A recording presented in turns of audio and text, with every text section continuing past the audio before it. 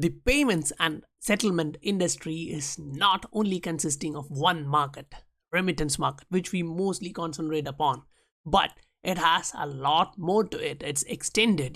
The digital payments market across the world is expected to reach 10 trillion in coming years. Then we have securities trading. We are only considering 10% of just 10 participants. Then looking at the Forex market, Nostro Vostro accounts, total assets holded, that's still only 2015. 5% is 10 trillion. Then central banks holding, institutional holders, and a lot more. If you consider all of these, you'll get a value of XRP which is much higher than we have imagined previously.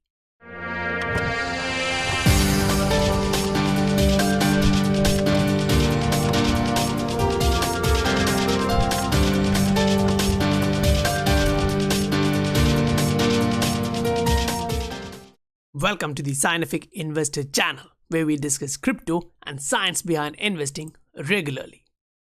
Our primary target market is payments and settlements, right? In which we have mostly concentrated on just the remittance market. Now, if we look at the remittance market, till 2019, it was 700 billion, just about that. So say next 2 to 3 years, we will be about 950 years, considering, this normal growth. So just consider our total supply is 100 billion for XRP, okay? We'll be conservative as much as possible and say we'll consider all the 100 billion. So it will take us around $9 to $10 per XRP. Now, this is without considering, the burn rate of XRP during the transaction or the amount of XRP you and me hold. Again, in next 2 to 3 years, right? So the next 2 to 3 years, retail holding of XRP will be much more than what it is now. So it will be accounting more than that. So not just $10, right? So if you actually look further about the digital payments industry, what you can see is just, it's not only the remittance. Yeah, it's not just only the remittance, of course.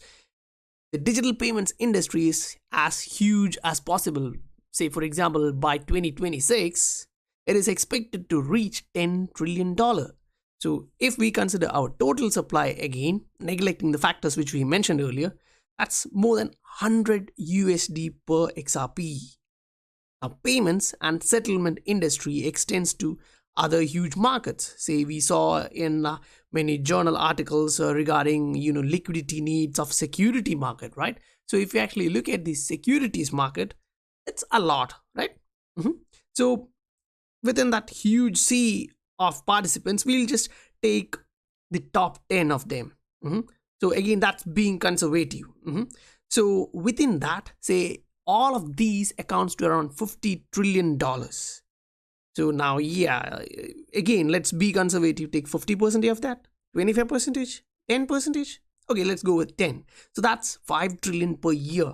And that adds another $50 per XRP, to which we said above. Now that's not it, right? If you look at further, it's Forex Market and 5.1 trillion daily volume. That accounts to around $1,825 trillion volume per year. So that is $1,825 trillion per year, with $5 trillion a day. Now again, we'll be conservative as much as possible. Don't consider 50, 20 or even 10%. We'll just consider 1% of that. And that will account to $180 per XRP to reach that value, to provide that liquidity. If you recognize value in this content, please do support the channel, hit the subscribe button. And by the end of this video, if you like the content, do hit that like button. Now, is that it? That's all? No.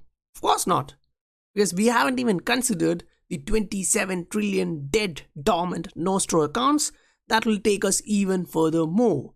And as we discussed previously, in other videos, we discussed about the global bridge asset nature of XRP and the institutional FOMO coming there. Now, most of that aspect was actually detailed in the previous video. You can actually go through that. Now again, if we look at the price, we can also see this.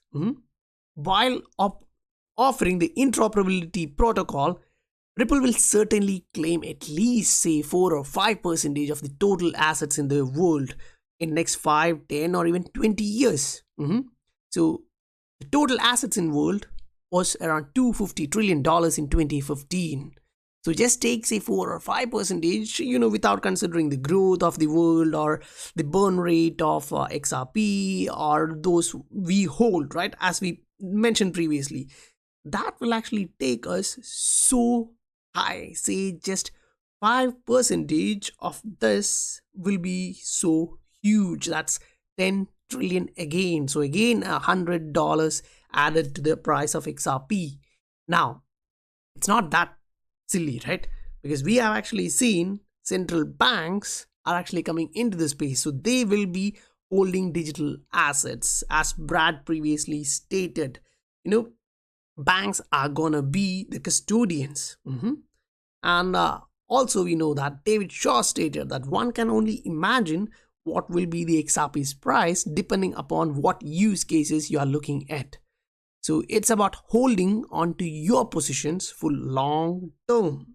Because the payments and settlement industry covers a lot of markets. We are not covering everything, right? We are just looking at specific aspects, trying to figure out what can be the potential here. So guys, to check what we just discussed in an overall perspective, you can actually see this. Say for example, remittance market, $950 billion. And that equates to $9 to $10 XRP. Then the digital payments, 10 trillion. So that's again another $100. Now the 10% of top 10 markets as we showed will be 5 trillion. So again 50.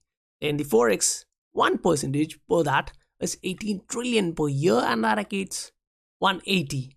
Now again all of these, right? But we haven't even considered this because we don't actually know how much percentage will they be holding or will they be holding in next 2 to 3 years. Now these amounts are actually stated per year. So we haven't actually considered or multiplied that into 2 or 3 considering next 2 to 3 years, just being as conservative as possible. Guys, that's all for today, and if you guys like the content I'm providing on a regular basis, please do support the channel, hit the subscribe button, and if you like the content, do obliterate the like button.